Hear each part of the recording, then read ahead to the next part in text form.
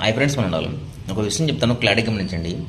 ఒక వ్యక్తి వచ్చి నీకు పని చెయ్యు, ఆ పని చెయ్యు అన్నప్పుడు నీకు ఇష్టం లేకపోయినా ఆ పని నువ్వు చేస్తున్నావు అంటే ఎందుకోసం చేస్తావు? భయం కోసం. ఈ పని నేను చేయకపోతే వాళ్ళు కొడతారు, ఈ పని నేను చేయకపోతే వాళ్ళు తిడతారు అనే భయంతో నువ్వు పని చేస్తావు. కానీ ఆ పనిలో నువ్వు 100% సక్సెస్ అవ్వలేవు. ఎందుకంటే అది నీకు ఇష్టం లేకుండా చేస్తున్నావు కాబట్టి నువ్వు ఎన్ని రోజులు చేసినా అందులో మాత్రం సక్సెస్ అవ్వలేవు. సో అదే నువ్వు ఓన్గా థింక్ చేసి నీకు ఏదైనా ఆలోచన వచ్చి ఆ పని చెయ్యాలి అనుకున్నప్పుడు ఆ పని చేయడం వల్ల నష్టం ఏముంది, ఉపయోగం ఏముంది, లాభం ఏముంది, ఇది చేసిన తర్వాత ఏం జరుగుతుంది, ఇది చేయడం వల్ల ఎంత ఉపయోగం ఉందని తెలుసుకొని నీది నువ్వు థింక్ చేసి నీది నువ్వు ఓన్ డెసిషన్ తీసుకొని వర్క్ చేసావనుకో 100% సక్సెస్ అవుతావు.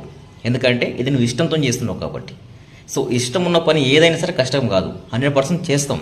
కానీ ఇష్టం లేని పని ఎవరు చెప్పి ఎవరితో చేపించినా కానీ బలవంతంగా చేపిస్తే అది ఫెయిల్యూర్ అవుతుంది తప్ప ఎప్పుడు కూడా సక్సెస్ అవ్వదు.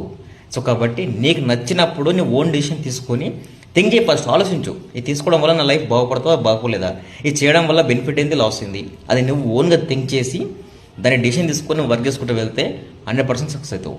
సో ఇది నిజమా కదా, ఒకసారి కామెంట్ చేయండి మీరే.